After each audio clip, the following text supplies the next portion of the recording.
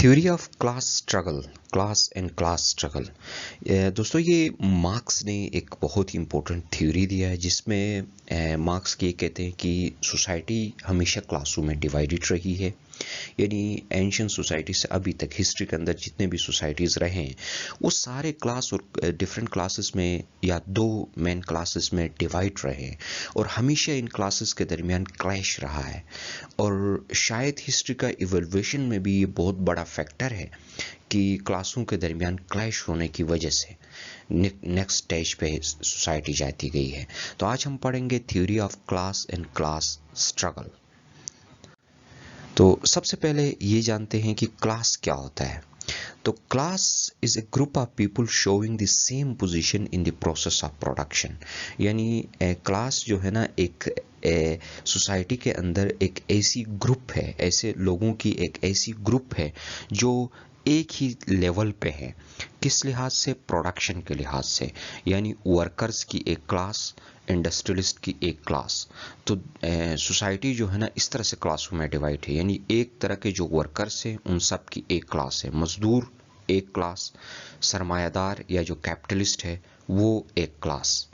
तो क्लास की डिवीजन जो है ना डिपेंड करती है कि वो प्रोडक्शन के किस प्रोसेस से एसोसिएटेड है। फॉर एग्जांपल सारे मजदूर, सारे लेबर्स जो है वो प्रोडक्शन के एक ही प्रोसेस से एसोसिएट है, तो वो क्या हो गए? वो एक क्लास हो गया। इसी तरह से कैपिटलिस्ट जो है ना, प्रोडक्शन के एक ही प्रोसेस के साथ जुड़े हुए हैं, तो वो क्या हो गया? वो एक क्लास हो गया। तो क्लास जो है ना, एक ऐसे ग्रुप को कहा है जो प्रोडक्शन प्रोसेस में एक ही पोजीशन पे होंगे। अब क्लास स्ट्रगल क्या है? तो सोसाइटी के अंदर जो है ना, दो क्लासेस हैं। यानी सोसाइटी दो क्लासेस में बटी हुई है। एक वो है जिनके पास है, यानी हैव्स, और दूसरा है हैव नॉट्स। अब ये जो हैव्स हैं, ये इनका जो कमाने का मोटिव है वो प्रॉफिट है। ये प्रॉफिट के लिए काम करते हैं और इसको जो है ना इसको कहते हैं बॉर्जुआ क्लास। और फिर दूसरा है प्रोलेटरिएट क्लास। और प्रोलेटरिएट क्लास में क्या, कौन है? वर्कर्स हैं, और वर्कर्स का ऑब्जेक्टिव वेजेस हैं। और जो बॉर्जुआ क्लास है वो हमेशा ये कोशिश करती है कि प्रोलेटरिएट को एक्सप्लॉइट करे, यानी उनसे से ज़्यादा काम ले और कम से कम उनको पैसे दे ताकि वो ज़्यादा से ज़्यादा प्रॉफिट कमाए। तो इसी वजह से क्या होगा कि प्रोलेटरिएट और बॉर्जुआ के दरमियान एक क्लैश रहेगा, एक एंटागोनिज्म रहेगा। अब क्लास को दो तरह से देखा है, एक क्लास इन इटसेल्फ है, एक क्लास फॉर इटसेल्फ है। अब जो क्लास इन इटसेल्फ है, क्लास इन इटसेल्फ के जो इस तरफ देखते हैं क्लास इन इटसेल्फ, उस तरफ जो है वो class for itself. Class in itself के मेंबर्स जो होते हैं उनके अंदर सेल्फ कॉन्शियस नहीं होता है, यानी वो अपने आप की अहमियत नहीं समझते हैं, सेल्फ कॉन्शियस नहीं होता है वो अपने आप की अहमियत। यानी वो एज ए मिसाल के तौर पर अगर वो मजदूर है तो एज ए मजदूर सोसाइटी के अंदर उसकी अहमियत क्या है, उसको उसके क्या राइट्स हैं, वो ये चीज़ें नहीं समझता है। और वो सोशल और इकोनॉमिक सिचुएशन के बारे में फुली अवेयर नहीं है। उसको ये नहीं पता कि माशरे में क्या हो रहा है, इकोनॉमिक कंडीशंस सोसाइटी के अंदर किस तरह चल रहे हैं, उसको इन चीज़ों का कुछ भी पता नहीं है। वो ये नहीं समझता है कि इस वक्त सोसाइटी के अंदर इकोनॉमिक कंडीशंस क्या हैं, सोशल कंडीशंस क्या हैं, इनकी बिल्कुल भी अंडरस्टैंडिंग उसको नहीं होती है। तो यूं समझो कि वो एक ऐसी क्लास है जिसके अंदर न तो सेल्फ कॉन्शियस है, न तो वो इकोनॉमिक कंडीशंस, सोशल कंडीशंस को समझता है, और वो कोई वैल्यू अटैचमेंट उसकी नहीं होती है। यानी अपने उस क्लास के होने पे उसको कोई फख्र नहीं होता है, कोई उसके साथ, अपने क्लास के साथ मोहब्बत से अटैचमेंट नहीं होती। यूँ समझो कि ये क्लास जो है ना, एक ऐसी क्लास होती है जो खुद से ही बेजार टाइप की होती है। और फिर दूसरी है क्लास फॉर इटसेल्फ। तो class for itself, class in itself की टोटल अपोजिट है। यानी क्लास इन इटसेल्फ जो है वो क्लास फॉर इटसेल्फ नहीं है। अब क्लास फॉर इटसेल्फ के जो मेंबर्स होते हैं उनमें सबसे पहले सेल्फ कॉन्शियस होती है। क्लास इन इटसेल्फ में कॉन्शियस नहीं था, क्लास फॉर इटसेल्फ में, क्लास फॉर इटसेल्फ में कॉन्शियस है। इसी तरह से फिर क्लास इन इटसेल्फ में हमने कहा था ना कि वो सोशल और इकोनॉमिक सिचुएशंस के बारे में अवेयरनेस नहीं रखते, जबकि क्लास फॉर इटसेल्फ में जो है वो फुल अवेयरनेस रखते हैं। वो ये समझते हैं कि सोसाइटी के अंदर क्या हो रहा है, इकोनॉमिक सिचुएशंस क्या हैं, इकोनॉमिक कंडीशंस क्या हैं, क्या करने में फ़ायदा है, क्या करने में नुकसान है, और वो अपने क्लास के साथ एक वैल्यू अटैचमेंट रखते हैं।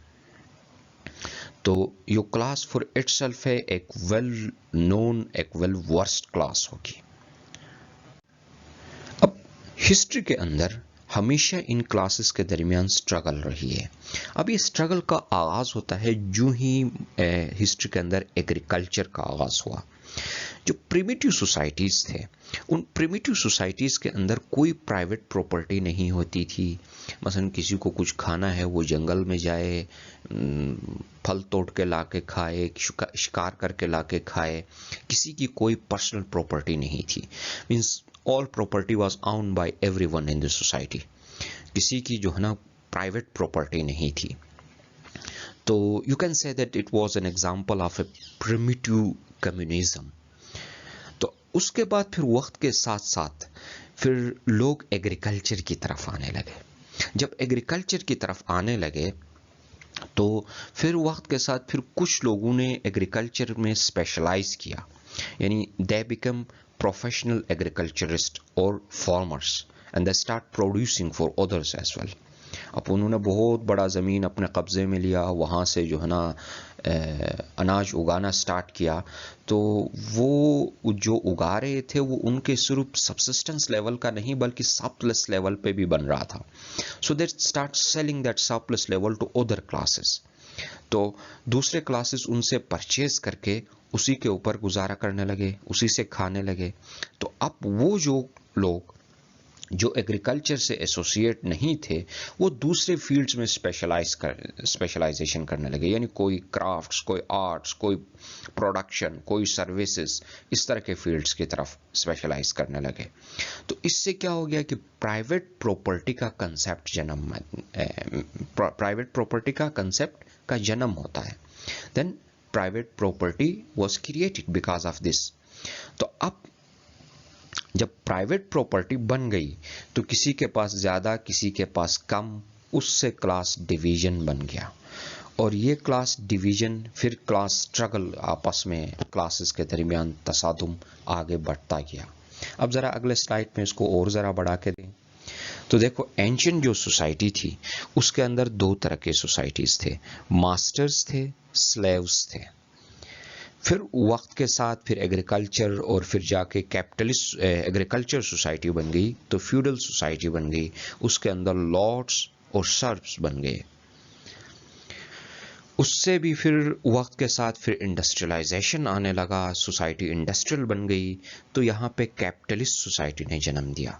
अब कैपिटलिस्ट सोसाइटी के अंदर दो क्लासेस, बॉर्जुआ और प्रोलेटरिएट क्लास ने जन्म दिया, और हमेशा इनके दरमियान क्लैश रहा। मास्टर और स्लेव के दरमियान क्लैश, लॉर्ड्स और सर्व्स के दरमियान क्लैश, बॉर्जुआ और प्रोलेटरिएट के दरमियान क्लैश। इस सेंस से कि मास्टर हमेशा स्लेव से ज़्यादा काम लेने की कोशिश करता है, और स्लेव बेचारा पिसा हुआ है, वो किसी भी तरीके से एटलीस्ट दिल में चाहता है कि यार उसको थोड़े नरमी मिल जाए। इसी तरह फ्यूडल लॉर्ड्स में लॉर्ड्स सर्व से ज़्यादा काम लेंगे ताकि ज़्यादा से ज़्यादा उनको प्रोडक्शन मिल जाए। कैपिटलिस्ट सोसाइटी के अंदर आ जाए तो यही मास्टर्स या लॉर्ड्स की जो क्लास थी उसकी जगह में बॉर्जुआ क्लास आ गई। बॉर्जुआ क्लास जो है ना लेबर से ज़्यादा काम लेके कम से कम वेज देने की कोशिश करेगी ताकि उनको ज़्यादा से ज़्यादा प्रोडक्शन हो जाए। अब इनके दरमियान जो क्लास कन्फ्लिक्ट है उसके दो रीजंस हैं। सबसे पहले इनके दरमियान कंट्राडिक्शन है, कन्फ्लिक्ट है उनके एम्स में। यानी फॉर एग्जांपल बाजुआ है तो उस या कैपिटलिस्ट है, उसका एम है ज़्यादा से ज़्यादा प्रॉफिट कमाना। वो ज़्यादा से ज़्यादा प्रॉफिट कमाने के लिए चाहता है कि ज़्यादा से ज़्यादा लेबर से काम ले और कम से कम वेज उसको पे करे, एक इस वजह से।